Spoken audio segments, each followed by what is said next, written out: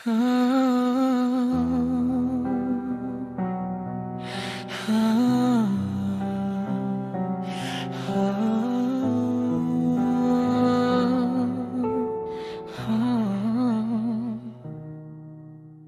liwanag ng ika-6 na araw sa wakas ay sumapit, nagdadala ng isang makahulugang araw para sa pamilyang iyon. Sina Cain at Abel, kasama ang kanilang mga kasintahan, ay tinuruan mula pagkabata sa landas ng pagsunod. Tumatanggap din sila ng direktang patnubay mula sa walang hanggan tungkol sa...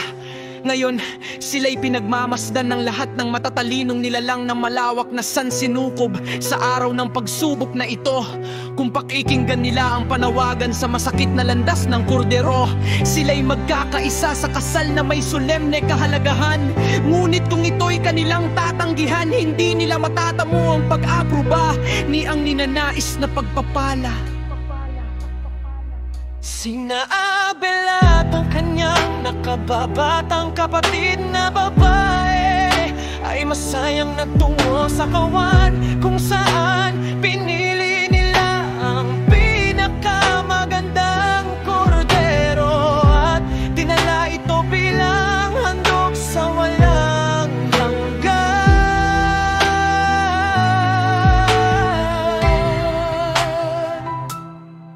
Samantala, sina Cain at ang kanyang kasintahan nang may determinasyon ay nagtungo sa mga halamanan. Namitas doon ng pinakamagagandang bunga at bulaklak upang ihandog sa ibabaw ng dambana. Ang walang hanggan at ang kanyang mga sakop ay nangalumbay sa ugali ni Cain. Ang handog na inihanda niya ay binubuo ng isang pagpapamalas ng paghihimagsik laban sa plano ng katubusan. Sa pagtanggi sa handog na may dugo, kanilang minamaliit ang tanging daan kung saan ang tao ay makakabalik sa paraiso ng buhay na walang hanggan. Sa wakas ay lumubog ang araw sa abot tanaw, nadala-dala sa kanyang mga sinag bilang huling pagtawag sa binatang si Cain. Ang alaala ng kanyang mga yapak ng gabing iyon nang siya'y nagbalik sa tahanan. Kung hindi dahil sa liwanag ng handog na kordero, sana'y napahamak siya sa gubat ng gabing iyon. Ang alaalang ito ay nagtulak sa kanya sa malalim na pagtatalo sa kanyang kalooban. Tatanggapin kaya ang kanyang handog na mga bulaklak at bunga?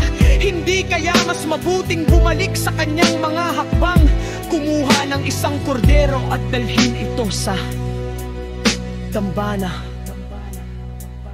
Hindi nakikita ng mga mata ni Cain, ng mga hukbo ng anghel ay nagsikap na maimpluwensyahan siya sa kanyang solemne desisyon, sa kanyang espiritual na pakikibaka. Halos niyang talikuran ng kanyang mga plano, ngunit ang kanyang kapalaluan sa wakas ay nagtulak sa pagpipiliang ito.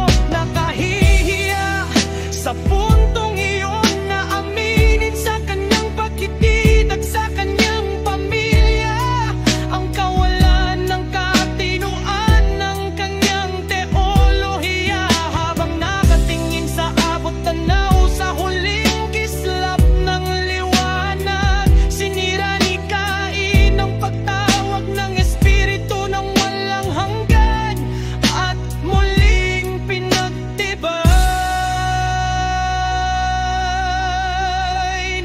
ang kanyang desisyon.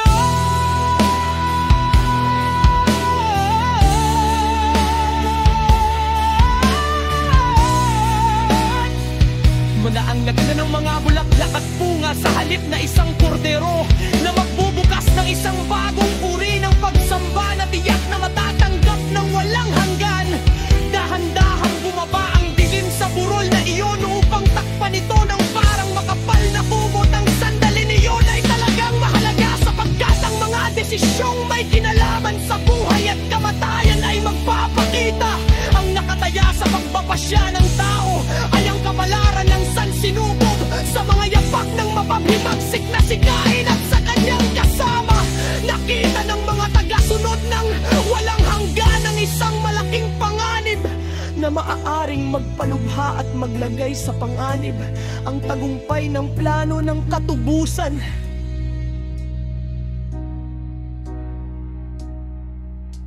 Nalaman nila ng gabing iyon na si Satanas at ang kanyang mga hukbo ay nagsisikap na kain ang sangkatauhan sa mga maling anyo ng pagsamba na nakabatay sa mga kaakit-akit na filosofiya tulad ng mga